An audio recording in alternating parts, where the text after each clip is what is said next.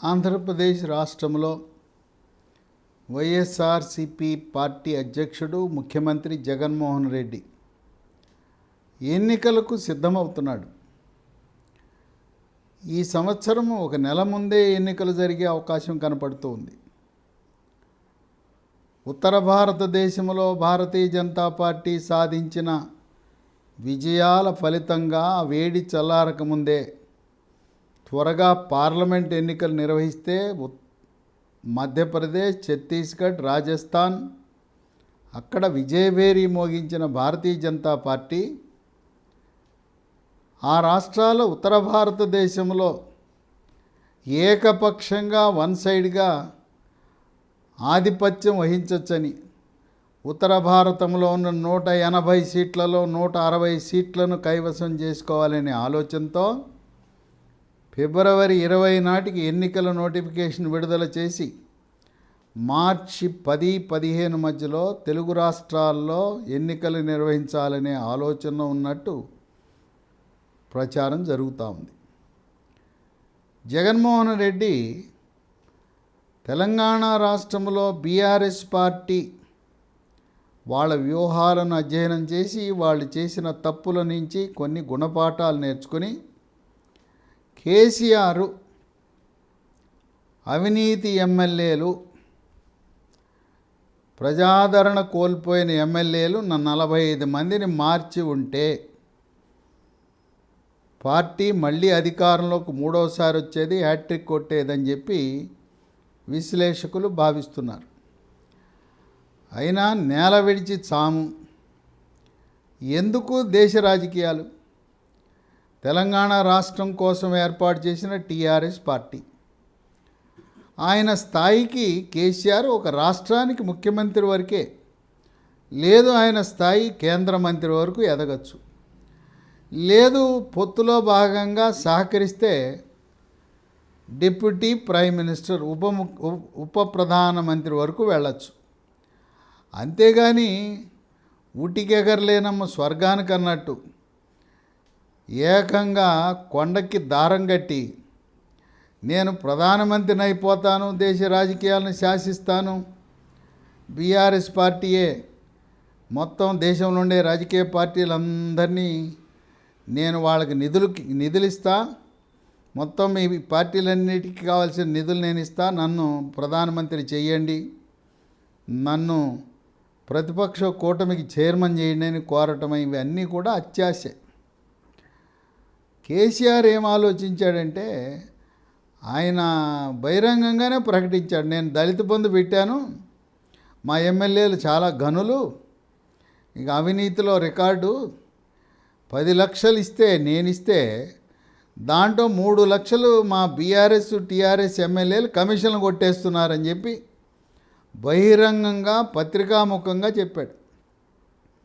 ఇంకా ఆయన కేసీఆరే మా ఎమ్మెల్యేలు అవినీతి పరులు, కమిషన్లు ఏందే పనిచేయరు అంటే ఎమ్మెల్యేలు మంత్రులు తన ప్రభుత్వమే అవినీతి ప్రభుత్వం అని తాను ప్రకటించుకున్నాడు.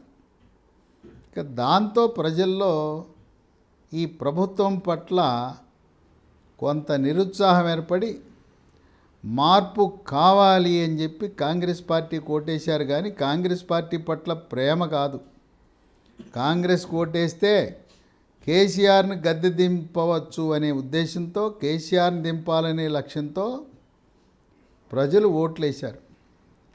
ఇక్కడ 45 మంది ఎమ్మెల్యేలని తప్పించేస్తే ఈ 45 ఎమ్మెల్యేలని ఈటెల రాజేందర్ బీజేపీలో చేర్చుకుని బీజేపీ పార్టీ బలపడుతుంది, గెలిచేస్తారేమనే భయంతో ఓడిపోతారు అని తెలిసి అవినీతి పరులు, అక్రమార్జన పరులు నియోజకవర్గానికి అంటిముట్టనుంటారు. వాళ్ళు అసలు ఎప్పుడూ కూడా నియోజకవర్గ ప్రజలకు అందుబాటులో ఉండరు. చిక్కడు దొరకడు అనే సినిమా ఆడిచ్చే ఎమ్మెల్యేలందరినీ కూడా మళ్ళీ సీట్లు ఇచ్చాడు. కేసీఆర్ 9 మందికి సీట్లు మార్చాడు. 9 మంది మారిస్తే మార్చిన 9 మందిలో 7 గెలిచారు. ఆయన చేసిన ఇంకో తప్పిదం ఏంటంటే రెండోసారి 2018 ఎన్నికల్లో 88 సీట్లు వచ్చినాయి. 88 సీట్లు వస్తే నీ ప్రభుత్వం స్థిరమైన ప్రభుత్వం, నిన్ను ఎవరు పడగొట్టలేరు. ఏ విధంగా అయితే ఆంధ్రప్రదేశ్లో చంద్రబాబు నాయుడికి స్థిరమైన ప్రభుత్వం ఉండి 105 మంది ఎమ్మెల్యేలు మద్దతు ఉన్నప్పుడు అనవసరంగా తేనె తుట్టు మీద రాయి వేసిన విధంగా 23 ఎమ్మెల్యేలు వైఎస్ఆర్సీపీ ఎమ్మెల్యేలు తెచ్చుకుంటే సరి, మళ్ళీ వాళ్ళలో నలుగురిని మంత్రి పదవులు ఇవ్వటం ద్వారా చంద్రబాబు నాయుడు ఓటమిని కోరుకున్నాడు. ఎందుకంటే ప్రజలు పార్టీలు మారిన ఎమ్మెల్యేలను ఆదరించే పరిస్థితి లేదు. 23 ఎమ్మెల్యేలు వైఎస్ఆర్సీపీ పార్టీ నుంచి తెలుగుదేశంలోకి వస్తే 22 మంది ఓడిపోయారు. ఒక్కడే గెలిచాడు అద్దంకిలో, గొట్టిపాటి రవికుమార్. అదేవిధంగా కర్ణాటక రాష్ట్రంలో 16 మంది కాంగ్రెస్ ఎమ్మెల్యేలు బీజేపీలో చేరితే 16 మందిని కాంగ్రెస్ నుంచి బీజేపీలోకి చేరిన ఎమ్మెల్యేలందరినీ కూడా ప్రజలు ఓడగొట్టారు. అట్లాగే ఈయన 88 మంది ఉండగా మరో 16 మందిని 12 మందినేమో కాంగ్రెస్ పార్టీ నుంచి ప్రలోభాలకు గురి చేసి వాళ్ళల్లో ఒకరికి మంత్రి పదవి ఇచ్చి, విప్పు పదవి ఇచ్చి, కాంట్రాక్ట్లు ఇచ్చి, డబ్బులు ఇచ్చి తెచ్చుకున్నాడు. 12 మంది కాంగ్రెస్ నుంచి, 2 తెలుగుదేశం పార్టీ నుంచి, ఒక 2 ఇండిపెండెంట్లు, 16 మందిని తెచ్చుకుంటే ఆ 16 మందిలో 13 మంది ఘోర పరాజయం చెందారు. కనుక ఇతర పార్టీల నుంచి ప్రభుత్వ మనుగడ కోసం అయితే తెచ్చుకోవాలి, కానీ సంఖ్యాబలాన్ని పెంచుకుందామని అత్యాశకు వెళ్ళి అక్కడ చంద్రబాబు నాయుడు 23 వైఎస్ఆర్సీపీ ఎమ్మెల్యేల ప్రయోగం, కేసీఆర్ 16 ఎమ్మెల్యేల ప్రయోగం. ఆనందపడ్డాడు, ప్రతిపక్షం లేకుండా చేశాను.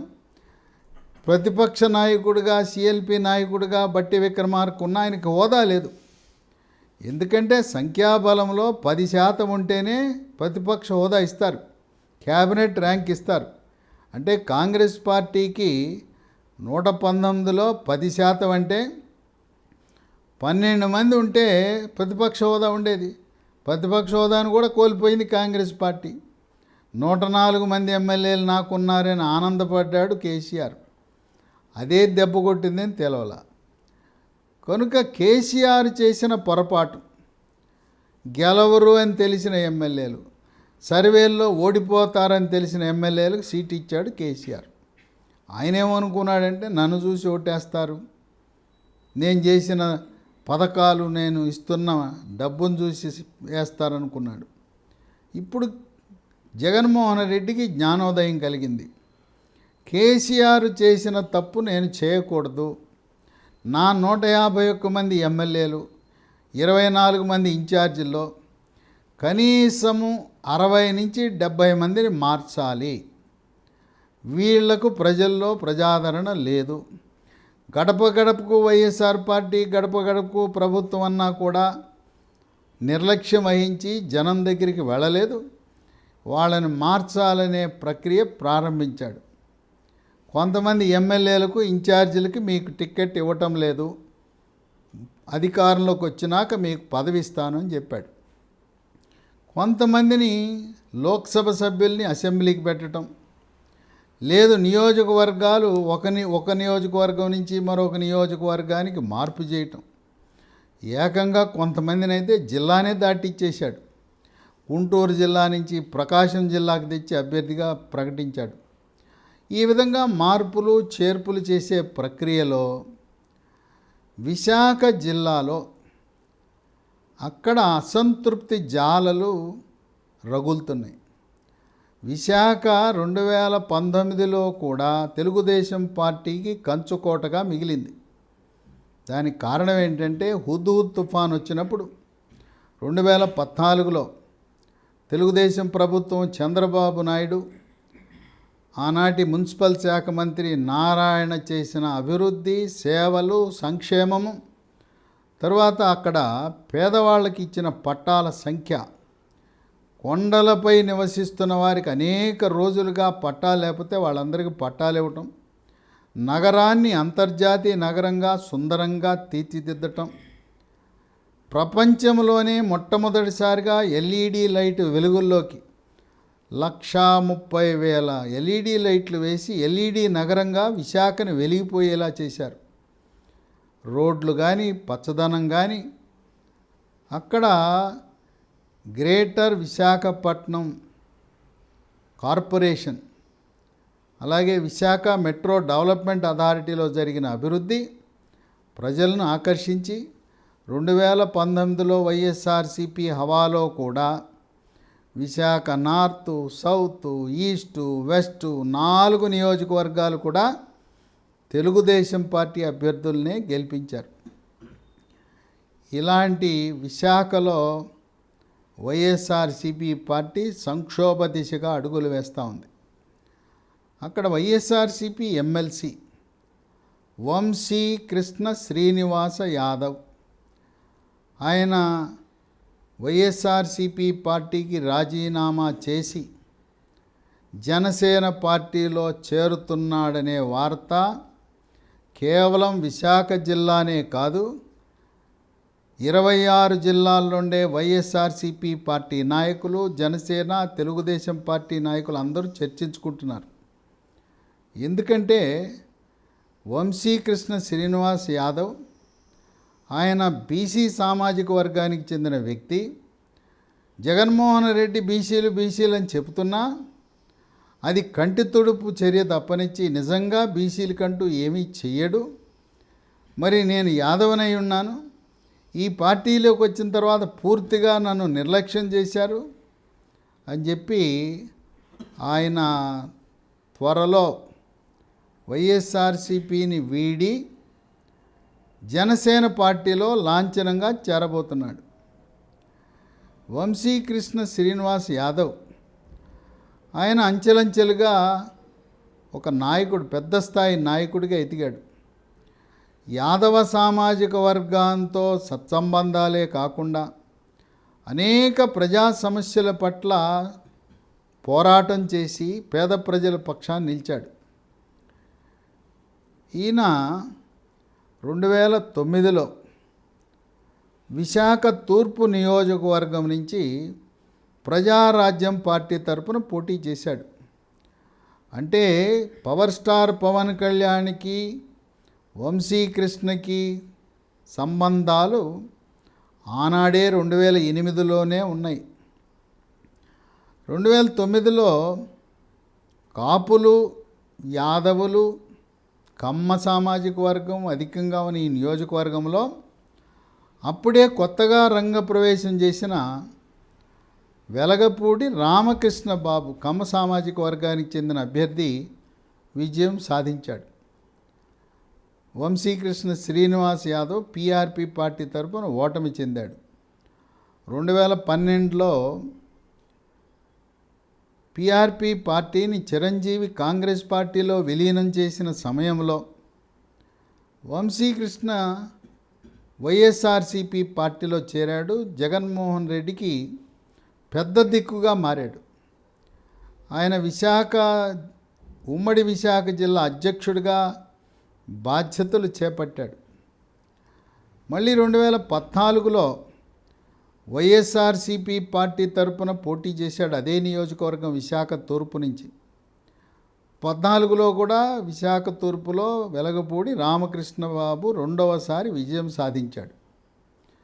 అయినా పార్టీని నమ్ముకుని వంశీకృష్ణ తనదైన శైలిలో సేవా కార్యక్రమాల్లో పాల్గొంటూ కార్పొరేటర్గా పోటీ చేసి గెలిచాడు. కార్పొరేటర్గా పోటీ చేసి జగన్మోహన్ రెడ్డిని, అయ్యా నన్ను మేయర్గా చేయండి, నేను 2 సార్లు ఓడిపోయి ఉన్నాను అన్నాడు. పరిశీలిస్తామని చెప్పి వంశీకృష్ణ యాదవ్కి మేయర్ పదవి ఇవ్వాల. అప్పుడే మేయర్ పదవి ఇవ్వనప్పుడే వంశీకృష్ణ పార్టీ మారతాడు, వైఎస్ఆర్సీపీని వదిలి వెళ్ళిపోతాడనే ఊహాగానాలు వస్తే అప్పుడు ఉత్తరాంధ్ర ఇన్ఛార్జి విశాఖ, శ్రీకాకుళం, విజయనగరం ఇన్ఛార్జిగా ఉన్న వైవి సుబ్బారెడ్డి బుజ్జగించి వంశీకృష్ణకి స్థానిక సంస్థల నుంచి ఎమ్మెల్సీ పదవి కట్టబెట్టారు. స్థానిక సంస్థల నుంచి ఎమ్మెల్సీ పదవి కట్టబెట్టినా ఆయనేమీ తృప్తి పడలా. ఏదో నాలో కొంత అసంతృప్తిని తగ్గించడానికి ఇచ్చారని, ఏదో కొంత ఊరట ఇచ్చారని తృప్తిగా లేడు. ఇప్పుడు వంశీకృష్ణ యాదవ్ పార్టీకి చెప్పాడు, నేను మళ్ళీ ఎక్కడైతే 2 సార్లు ఓడిపోయానో అదే విశాఖ తూర్పు 2019లో నాకు సీట్ ఇవ్వండి అని అడిగాడు. 2 సార్లు ఓడిపోయాను, ఒకటి పీఆర్పీ తరపున, ఇంకోటి వైఎస్ఆర్సీపీ. 2019లో నాకు సీట్ ఇవ్వండి అని అడిగాడు. సీట్ అడిగితే 2019లో వంశీకృష్ణకి సీటు నిరాకరించారు విశాఖ తూర్పు. అక్కడ విజయ నిర్మల అనే మహిళా అభ్యర్థిని పెట్టారు, ఆమె ఓడిపోయింది. అంటే అక్కడ రామకృష్ణ బాబు వరుసగా 3 సార్లు విజయం సాధించాడు. ఇప్పుడు వంశీకృష్ణ మళ్ళీ ఒకసారి అదే సీట్ నాకు కావాలని అడుగుతున్నాడు. 24లో నాకు విశాఖ తూర్పు ఇవ్వండి, ఎక్కడ ఓడానో 2 సార్లు అక్కడే పోటీ చేసి రామకృష్ణ బాబుపై విజయం సాధిస్తాను అని కోరాడు.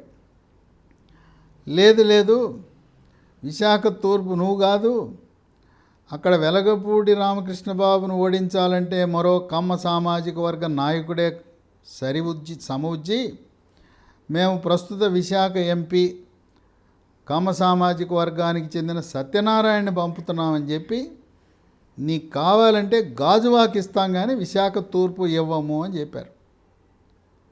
దాంతో నాకు విశాఖ తూర్పు ఇమ్మంటే మీరు గాజువాక అంటారు, గాజువాకలో నాకు పట్టు లేదు అని ఆయన గుర్రుగా ఉన్నాడు.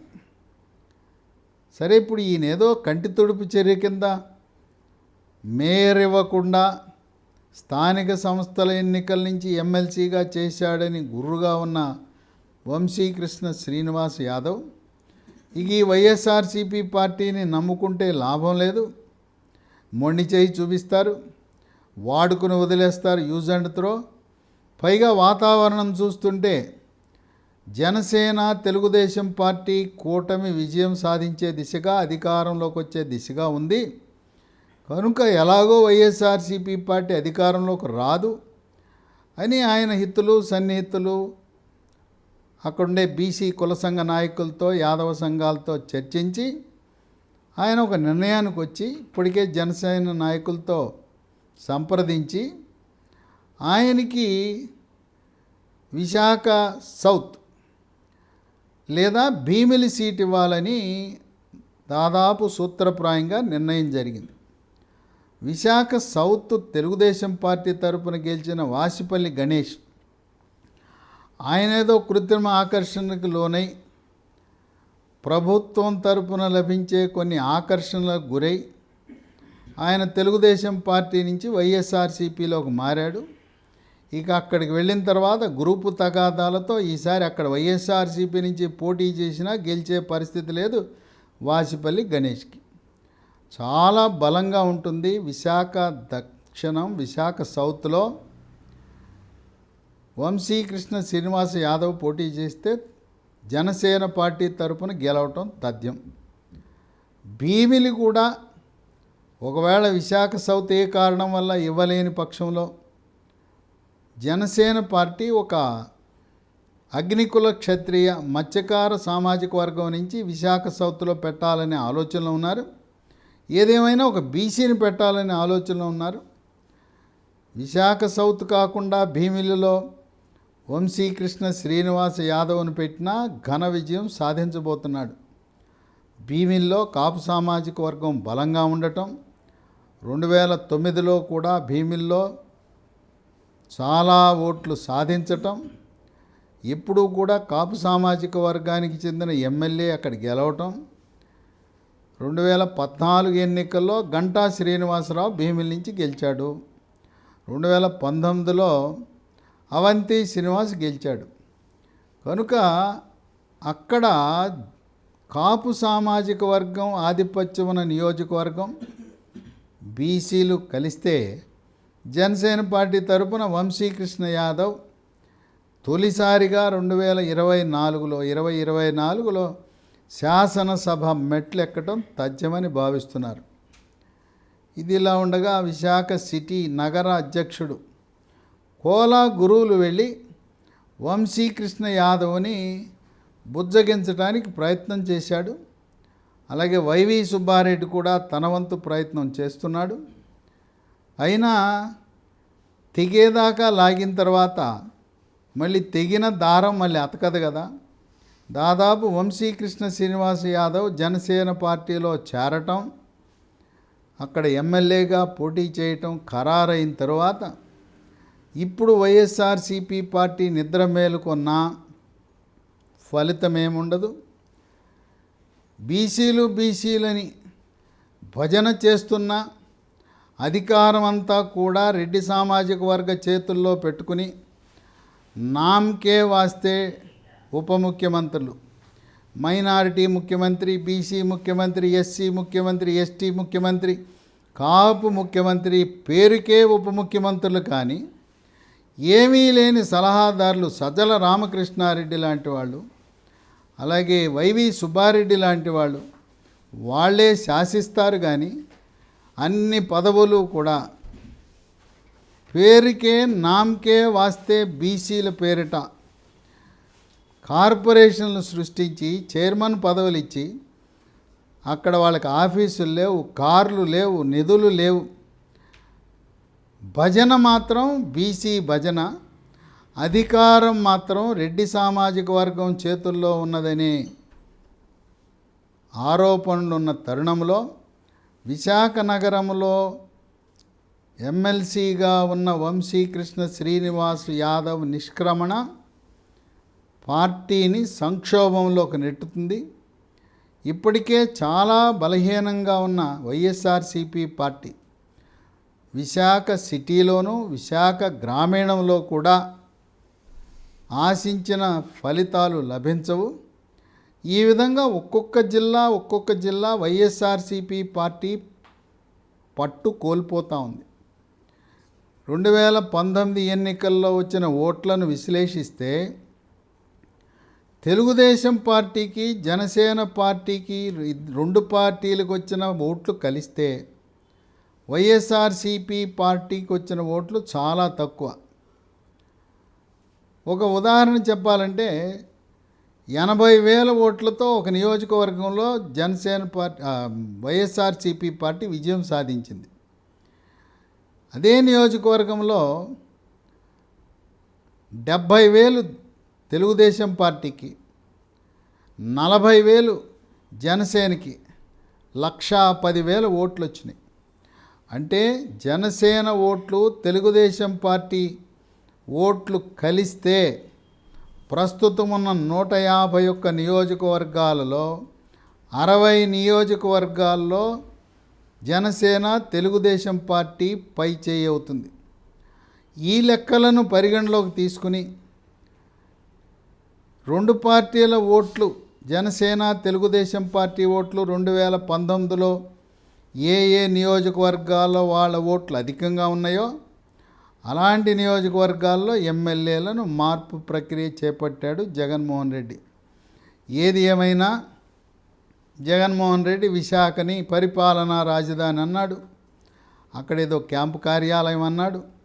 తెలుగుదేశం జనసేన పార్టీ మేము ఆర్థిక రాజధానిగా అభివృద్ధి చేస్తామన్నారు.